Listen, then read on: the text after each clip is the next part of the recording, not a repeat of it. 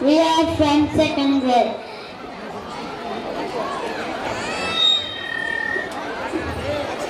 Good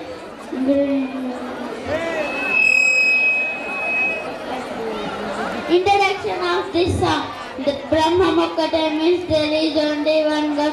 The absolute spirit is one and only one. Composer convey through this song that no matter what my status is, all are equal in the eyes of God.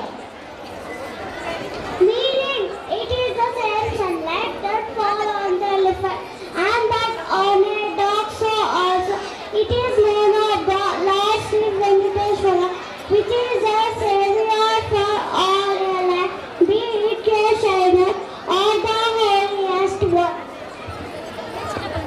Let us kill you into the spirit of oneness as we dance to the beautiful and inspiring song. 2, 1.